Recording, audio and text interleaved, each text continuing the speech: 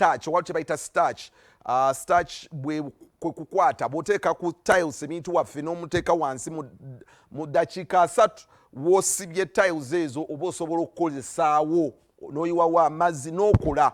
That is how strong and firm Arabic style adhesive is. Then Platinum Wellness Spa gwayagala okushanana ayagala okukola ku lususu ayagala okukamula obutwa mu mubiri. Jangu tukole massage, jangu tukuyise mu Moroccan bath, jangu tukuteke mu jacuzzi yaffe, jangu okole sauna ne steam yaffe, jangu waliko Platinum Wellness Spa ebuziga kuli nani somedi baita Teletubbies Lukuli Road off Lukuli Road yawo Lumala Access ku Lukuli Road off Lumala Access osobola okuba nti ojjanjaba. Tubeera open Monday to Monday 24/7. So come Arabics, Platinum Wellness Spa is the big deal. Budu School of Nursing somero likunga buli muzadde alina omwana ayagala ebya science. Waliwo ekyama ekiri mu kusoma ebya science because our life biologically embeds on science. It's science. Obujjanjabi obusawo kikulu nnyo singa abasawo tebaliiwo singa buli lunaku abantu bafa buwanana naye olw'abasawo okubeera mu ggwanga lino babaako ekyenjawulo kye bataasa. So omwana muleete tumuyigirize obwa midwifery, muleete ayige okubeera laboratory attendant ng'asobola at laboratory science. So muleete asobole okuba nga asobola okugaba eddagala, asobola okuzaalisa, kwegamba byonna tulina courses zonna in science wali ku Budu School of Nursing and Health Science. Enamba zibeerako okwo gikubeko kati gikubeko bagambe mbadde kawunye mu 360 ne baŋŋamba ebisinga mu job biŋŋamba era bajja bigamba. Then of course St. Lawrence University, it's our own St. Lawrence University. Omwana bamaze senior 6 senior 4 muleete ku St. Lawrence University tulina courses zonna at diploma and degree level. Mubaleete mengo wano St. Lawrence wetuli osobola okulaba nti omwana abanguka bulungi ng'omubala gwaffe guli light your candle, jangu kando y'omwana esigale ng'eyaka, jangu future ye ebere brightened. Kali ekitusasoza kuba amawulire n'ebitambudde mu music industry ya Uganda. So much has happened and I'm here to take you through a few of those that are happening ebimu kubiriko. Of course kati ekitraining acha muganda wange Alien Skin mbaddeko jo yesterday nasibye ku TikTok okwo nga ngezaako okugoberera TikTok lives zabadde ku TikTok nga kimu bibiri Alien Skin Bobi kimu bibiri buli wodda Alien Skin. That shows you how big a brand this boy had become, how significant a brand this boy had become. Chinana chivunuka, it's the question I want to ask myself. Because you see music industry, the best judge of this industry is time. Will he stand the test of time? Chinana chivamu, bwana chivamu. In fact, in a statement yakoze n'alaga nti mwenna munkube, mwenna mujje, naye wenna avaawo wano temujja funa mukisa mulala kunkuba. Byonna yabyogedde. We bring you back to some of the moments where Bobi Wine endorses this young man. Did that really matter? His endorsement eyinza okubeera erina ettaffaali yali etadde ku mwana ono. Then wano genda kumpa reaction ya A-Pass. A-Pass is one of those, he's crazy, controversial guy, but intelligent, smart young man. He reacted ku bino byonna ebigenda maaso ewa muganda wange Alien Skin. Bagamba, don't take advice for insult and enswere kwagala ye kugwa kubwa. Let's listen to these conversations today, not in an angle of attacking any artist, but advising each other.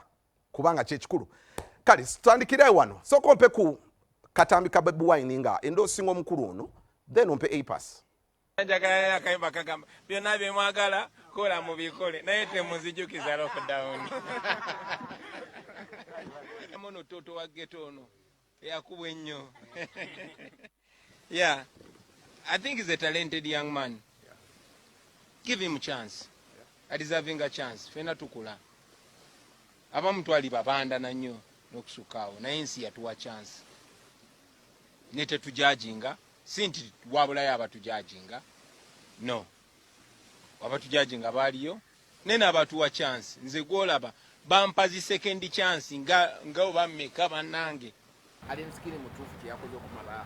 I think mutuufu mu nkola ye yakuwa lwaki ayinza oba mukyamu nti balisi bwe bamumakinga abantu bangi bakumakinga ne bootamanyi ne bootasuubirirako ddala omuntu asobola obeerawo nga muntu wa bulijjo nga naye akuba essimu buli lunaku bazanye akayimbako nga tomumanyi tomulabako ku intaneti tayina we yali akomentinze naye fizikale ng'ateekamu ke eyatayimu ke nakuba ku ziradio bazanye akayimbako nga kamunyumira so alien skin alina otuulako ewaka wiiki emu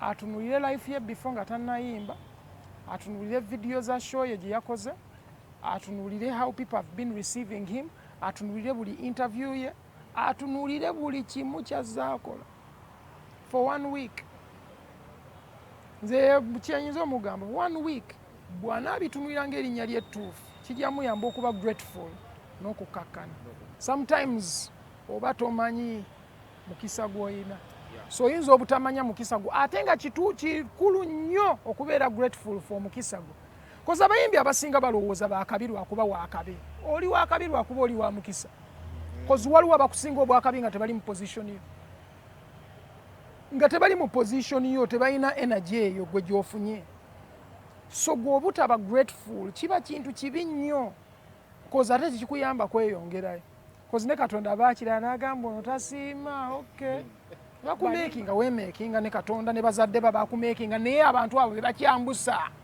bebakiboostinga nti obeera ku frequency y'emu naabo amasannyalaze go gabakolera kyoyimba kibakolera batadde bakiipinga ng'ekintu kitambula weeyambye otya okiipinga ekintu ekyo nga kitambula nga gw'olowooza tolina kukwasaganya abantu abo olina obbakwasaganya bulungi ate nawe ne weekwasaganya bulungi osobole obbabeererawo for a very long time so obukkakamu obwo bwandimuyambye nnyo okusobola okubeera nga alevelinga n'abeera nga still kwali okitegeera aleme kuvaako cause pressure eyo maani ey'okubeera nga okikubye si nnungi abayimbi abamu ebayisa bubi okubeera nga alaba abantu bamuvibinga alowooza asobola ogetting away with mistakes naye waliwo ezimu z'otasobola getting away with oba okitegeera waliwo ebintu by'otasobola kuddukamu era kyova olaba nze even okuyingira mu bintu ebimu nsooka n'endowooza naye nga ekintu kino nkiyingiramu naye nsobola recoveryinga bwe kiba nga kibi n'asobola okukivaamu alina okurememberinga nti aba agenze yimbira abantu abatagenze yimbira promota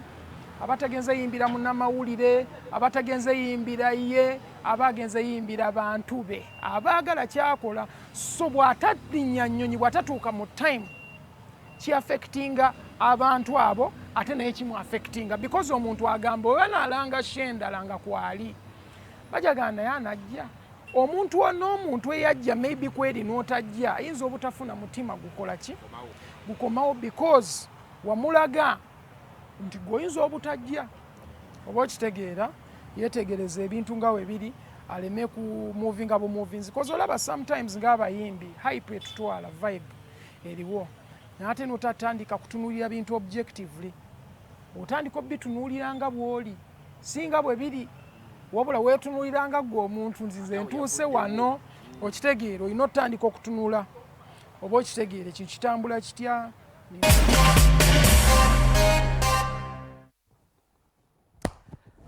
Okay, first of all, you see, Chen realizes him story alien skin, and what gets me actually worried for him, first of all, Glory Ajisana, he has worked for it like he says. He deserves it. Nobody has a right to take that glory away from him. Now, ye alien skin, first of all, you've made so many enemies along the way. You need to get back and sit. I feel ne interviews ezimu ndaba live buli omu akuyita n'okola live. It is okay, you are intelligent. I believe in you, you are intelligent. Naye there are so many mistakes you are making and are going to cost you. Bro, I don't know, I'm not, I feel for you what you're going on. I can imagine it's you against the world right now. It's sichangu. Anyway, ndoza tusoka tukole mukusente ba nzidi dakika 15 zise ku saawa 10 katsoka tukole mukusente abasumba ku luno nabo bakiyingiddemu ekyalien skin. There is a belief okuva lweyata akatambika ali nti nebaza sitaani abasumba avuddeyo ne ba-advising there could be a spiritual war going on, and we see things with the physical eyes, but that declaration you made there is something that you need to sit down and reflect upon your life. Alien skin. So compare tugenda koleko sente then tukomewo.